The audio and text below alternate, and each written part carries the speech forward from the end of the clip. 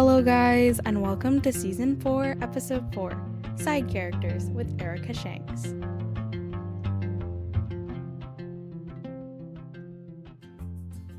Hello, everyone, and welcome back to the English Podcast. Today, we are talking about one of my favorite forms of characters, and that is our side characters. And here today to help me talk about this is the most amazing, most interesting Miss Erica Shanks. So, how are you doing today, Miss Erica? I'm doing really, really well. How are you? I am doing well. I am really glad to have you back on the podcast. For those of you who think that Erica sounds familiar, that would be because she has been on the podcast before, but in the past she has only come on with her sister Emma. And today, since it is her first solo episode, allow me to reintroduce her to you guys. So, Erica Shanks is a humorous, profound, and goofy writer who loves to write for not just others, but also for her Jesus Christ. Erica writes contemporary and fantasy, which may contain giant bulldogs and kids rising to face challenges that appear in their path. She is currently working on a music-based contemporary novel under the name Infinity Yard and a fantasy series with her twin sister, Emma, called Spellbound. Erica loves to make people laugh until they cry and cry until they laugh. Not only a writer, Erica enjoys indulging in drawing, nerding over ninjas with her twin, and thinking about all things that she finds unique and unusual. And that is Miss Erica, just reintroduced on the podcast, and I'm so excited to have you back today. So without further ado, are you ready to dive into our talk about side characters? Yeah, I am ready. Awesome. Well, like I said before, side characters are one of my favorite things about writing, and that is because they are so diverse, they are so much fun to write, and they are just really, really cool. And so, our first question for today is, how do you create side characters that don't overpower the main character? Alright, that's a good question. So, for starters, I want everyone to know that characters are all complex. And basically, when you are picking a main character, you are taking uh, out of all the characters you created, the person that will be able to portray the story best. And so, excuse me. The main character has to be the person who you know the reader will root for and enjoy being told the story through. Mm-hmm. And side characters don't need to be boring either, but the main character has to be vital to the story and interesting to make sure the reader wants to be in the POV of them and not feel duped, so to speak. So I think something that writers need to understand is that when you have side characters and you don't want to make them overpowering to the main character, you gotta remember that the main character has to be your main priority to develop and create and really pour your heart out into them. And a not great example of doing this would be the quite popular series Keeper of the Lost Cities, which I know some people absolutely love, and I am not judging them. You love that series because I read it myself and it was definitely amazing. But something that Shannon Messenger did that bugged me was she created these amazing side characters that I personally adored. But the main character, Sophie, was hard to be in the perspective of. At the beginning, the first book, I was able to go, yeah, she's pretty good. I like her. She's a good main character. But as time went on, she became such an anti hero, in my opinion, that it got harder to read the books. I wanted to be in anyone else's perspective but hers. And that got my writer brain going because I started thinking, well, I don't want to create a main character that my readers don't want to be in the perspective of. They would rather be in a side character than in my main character's perspective. So, how do you avoid the side characters overpowering the main character? I would say to really, before you create deep personalities and goals and motivations for your side characters, make sure you really understand your main character. You pick the right person to tell the story, and then you really go all in with developing them. And then afterwards, you can create your side characters and like experiment and develop them a bit more. Because honestly, the main characters are there to support the main character, and the side characters are there to support the main characters. And if you make it so the main character is more of supporting the side characters, it's not going to be as fun, you know. And it Mhm. really, yeah, it's really good to develop your main character first, and then work on your side characters.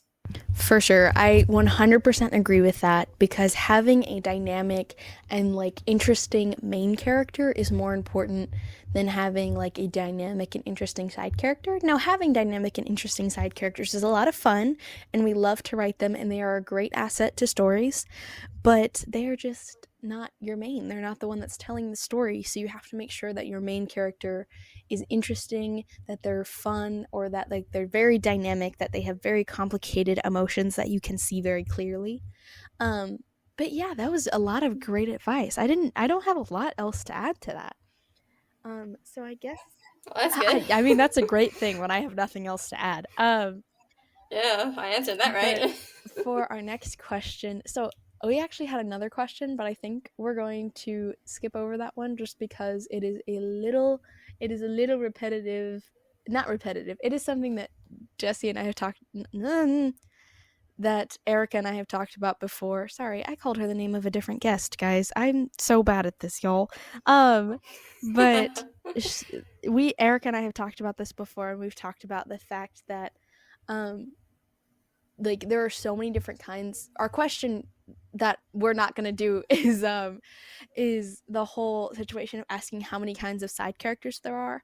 And again, we've talked about this. We've said there are just too many because there are too many kinds of people and your side characters are people and they are dynamic. So Yeah, and you we're really not even don't. going to dive Yeah, into that because yeah, you really. Yeah. Sorry, we don't want to answer that one, but I would like to say, just as a side note for writers, make sure you don't make the side characters one personality trait. Like that can't be their entire personality. If they're grumpy, that can't be their entire yes, personality. You got to make them we need diverse. to That's be all I'll say. complex. But yeah, they're complex, so make them complex. Very true, very true. Um, so we're going into our next question, which is what role do our side characters normally play? All right, that's a good one. So, a side character to me is someone who helps the main character grow either in a good way or bad way. So, for an example, a bully. A bully can teach the main character to stand up to evil, and not necessarily always, like, they're a bad character. Most of the time, you're going to say bullies are bad characters.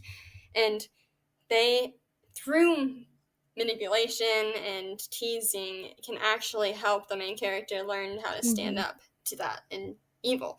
And bullies can also kind of take on the Mm-hmm. antagonist role a little bit, especially in contemporary For sure. stories. But whereas the main character's best friend helps the main character understand relationships and not to keep them one sided. Like, you really want to make sure when you're creating the main character's best friend, they can be like the comic relief or even the mentor. But, like, you really want to make sure they help the main character understand relationships and, you know, the old saying that friendship's a two-way Mm-hmm. street or whatever.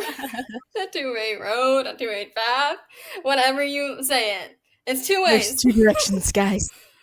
Um, There's two directions. You so gotta I remember. concur with that 100%. I will say on how side characters normally function, I'll say there are several mains that you brought up some of them.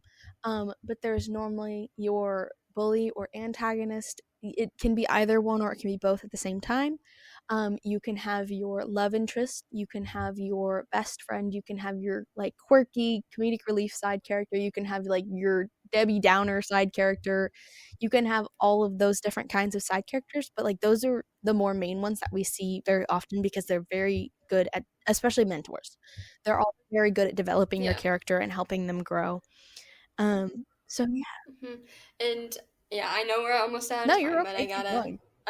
We I got just have time. like one little bit of advice connected to this question.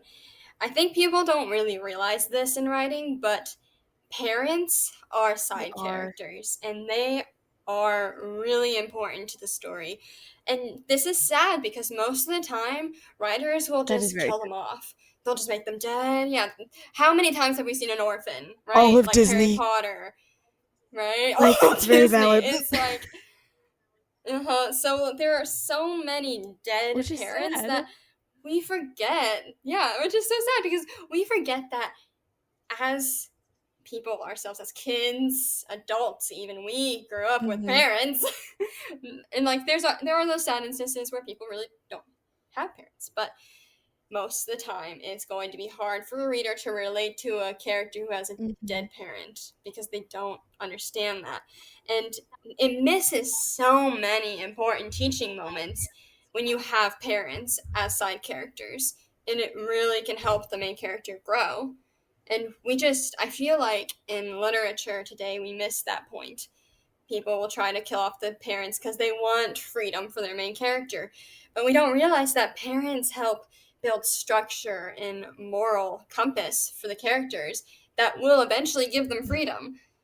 So I think that's a very it important is. thing to, For sure. to learn. So yeah, readers and writers alike should always try to Understand the importance of that.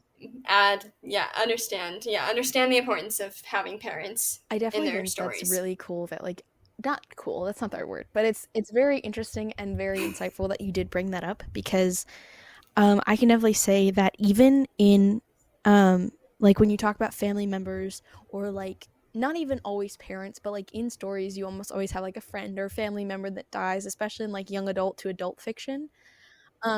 And Hmm. something I will note is now if you kill them off, this is for if you kill them. Jesse, Erica, again, I keep calling you Jesse. I feel so bad because like No, it's all good. that's the girl that was originally supposed to do this episode. Erica is like jumping in for me. I totally appreciate it. Um, Yeah, no, you're good. This is so but fun. I will for sure say that when it comes to having a dead sibling, a dead parent in your story, I will say you can always teach your character through them. So, like, I have a character currently who's in my Amulets of Avalon series, which is the name is currently being rehashed. So, I will make sure that you guys know that it's the Amulets of Avalon if I bring it up in the future. But I have a character whose brother passes away and he still like is learning from his brother because he gets like flashbacks in his life where he's like, "Oh, like okay, I have like this flashback of like my not like that. That's not how you realize this, but like he has this flashback like mid um story because his brother was king and then his brother passed away and make leaving him the crown.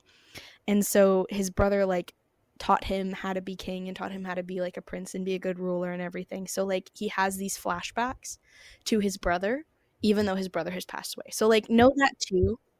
Yeah. Yeah, So like like know that too memories. if you Yeah, do end up killing off a parent or a sibling or a friend or anything like that that you can still include that character in the story through like flashbacks if you wanted to. definitely. Yeah, like a series of unfortunate events by Lemony Snicket. He does this. Like the Baudelaires, their parents die at the beginning of the book, so we don't get to know them. But constantly throughout the series, they keep mentioning the morals and the teachings that their parents taught them, and to be good kids. And so you know that the parents Mhm. taught them well, and so they're kind of like in the story, Mhm. even though For they're dead. sure. Um So that is all the time we have for today. We went quite a bit over, but I feel like we covered a good amount of things. We covered a lot of things that we hadn't planned on covering, and we covered all of the things we needed to cover. So, as always, Yeah. Miss Erica, thank you for being here. I really appreciate you coming back on. Yeah, this is awesome. I love side Yes, it is characters so so much much. fun to talk about them. And as always, thank you to our listeners for being here, and we will see you guys in the next episode. Bye, guys. Bye.